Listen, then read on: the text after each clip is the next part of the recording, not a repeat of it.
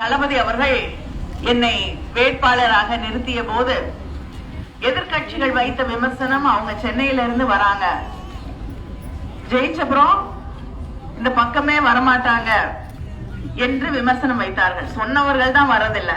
நான் தொடர்ந்து இந்த பகுதியில் இருக்கக்கூடிய மக்களை சந்திப்பதற்காக வந்து கொண்டிருக்கிறேன். இந்த பகுதியிலே மட்டும் 4-5 நிகழ்ச்சிக்கு நான் வந்து உங்களை எல்லாம் சந்தித்திருக்கிறேன். நம்முடைய சட்டமன்ற உறுப்பினர் திரு சண்முக ஐயா அவர்கள் அவருடைய நிதியிலிருந்து திறந்த 1 லட்சம் லிட்டர் கொள்ளளவு கொண்ட OHT டேங்க், தண்ணீர் டேங்க திறப்பதற்கு இந்த பகுதிக்கு நான் வந்திருக்கிறேன். நம்முடைய அரசு, கழக அரசு அமைக்கப்பட்ட பிறகு இந்த பகுதியில் இருக்கக்கூடிய மக்களுக்காக சாலை வசதிகள், மற்ற திட்டங்கள் என்று 5 கோடிக்கான திட்டங்களை நம்முடைய முதலமைச்சர் அவர்கள் இந்த பகுதியில் இருக்கக்கூடிய மக்களுக்காக வழங்கி இருக்கிறார்கள். அது மட்டும் இல்லாமல் என்னுடைய பாராளுமன்ற நிதியிலிருந்து ராஜாவின் கோயில் பஞ்சாயத்துக்கு அமெரிக்கன் மருத்துவமனைக்கு பக்கத்துல 7 லட்சம் ரூபாயில பஸ் ஸ்டாண்ட் கேட்டீங்க, அதை நான் செய்து தந்திருக்கிறேன்.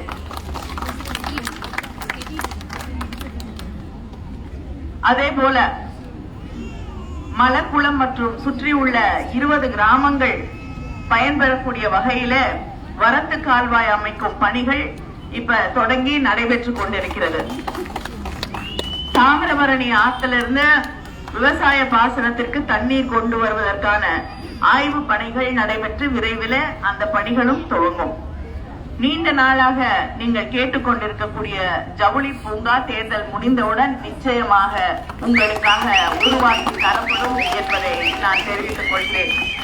இப்படி உங்களுடைய கோரிக்கைகளை ஏற்று அதில் எந்த அளவுக்கு நீங்க வைக்கக்கூடிய கோரிக்கைகளை செய்து தர முடியுமோ அதை தொடர்ந்து செய்து கொண்டு இருக்கக்கூடிய ஆட்சி திராவிட முன்னேற்ற கழக ஆட்சி, நம்முடைய முதலமைச்சர் அவர்களுடைய ஆட்சி. அது மட்டும் இல்லாமல் வரமாட்டேன்னு சொன்னாங்க, ஆனா தொடர்ந்து வந்து உங்களை எல்லாம் சந்தித்து நீங்க கேட்கக்கூடியது எல்லாவற்றையும் செய்து தருவதற்கான அத்தனை முயற்சிகளையும் நான் எடுத்துக்கொண்டிருக்கிறேன். தூத்துக்குடி என்னுடைய 2வது தாய் வீடு என்று சொல்லக்கூடிய அளவிற்கு உங்களுடைய அன்பால் நீங்கள் என்னை இங்கே கட்டி போட்டு வைத்திருக்கிறீர்கள். அதனால மீண்டும் உங்களுக்காக பணியாற்றக்கூடிய ஒரு வாய்ப்பை நீங்கள் எனக்கு வழங்க வேண்டும் என்று உங்களை எல்லாம் வேண்டி கேட்டுக்கொள்கிறேன். மறவாதீர்கள், உங்களது சின்னம் மகளிருக்கான சின்னம். ஏன்னா ஒன்றியத்துல ஆட்சி மாற்றம் வந்துச்சுன்னா கேஸ் சிலிண்டர் எவ்வளவு? 500 ரூபாய். மோடி ஆட்சியில 400 ரூபாய் வித்த அந்த கேஸ் சிலிண்டர் இப்ப எவ்வளவு விக்குது?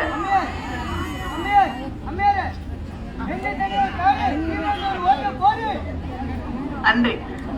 அதனால பெட்ரோல் டீசல் விலை ஒவ்வொரு நாளும் ஏறிக்கிட்டு இருக்கு இவங்க மோடியோடைய ஆட்சியில.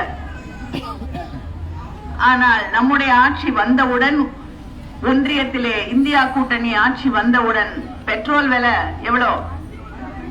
75, டீசல் 65.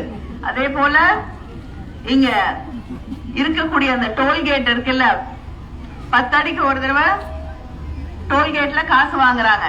டோல்கேட் எல்லாம் மூடப்படும். இப்படி பெண்களுக்காக, நம் இங்க இருக்கக்கூடிய இளைஞர்களுக்காக, இந்த பகுதியில் இருக்கக்கூடிய மக்களுக்காக தொடர்ந்து பல்வேறு திட்டங்களை உருவாக்கி தந்து கொண்டிருப்பது நம்முடைய திராவிட முன்னேற்ற கழக திராவிட மாடல் ஆட்சி. சமீபத்துல கூட இங்கே அருகே பக்கத்துல வின்பாஸ்ட் 16,000 கோடி முதலீட்டுல வின்பாஸ்ட் என்ற கார் கம்பெனி தொடங்கப்பட்டிருக்கு. வந்து தொடங்கி வைத்தது நம்முடைய முதலமைச்சர் அவர்கள். அதுல ஆயிரக்கணக்கான நம்முடைய இளைஞர்களுக்கு, இளம் பெண்களுக்கு வேலை கிடைப்பதுன்னு 15 மாசத்துல ஆரம்பிச்சிருவாங்க. அந்த கார் கம்பெனிய. வேலை கிடைக்கிறதுக்காக வெளியூர்ல இருந்தெல்லாம் வேலைக்கு வர வேண்டாம், இங்கேயே இருக்கக்கூடிய பிள்ளைங்களுக்கு வேலை கொடுக்கணுங்கிறதுக்காக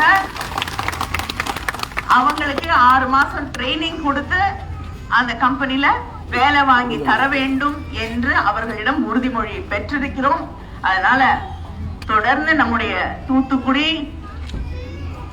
மேம்படுவதற்கு, இங்கே வேலை வாய்ப்புகளை உருவாக்குவதற்கு, இங்க இருக்கக்கூடிய பிரச்சனைகளை, மக்களுடைய எதிர்பார்ப்புகளை தீர்த்து வைப்பதற்கு எனக்கு மீண்டும் ஒரு வாய்ப்பை நீங்கள் தர வேண்டும் என்று உங்களை எல்லாம் வேண்டி கேட்டுக்கொள்கிறேன். மறவாதீர்கள். நன்றி, வணக்கம்.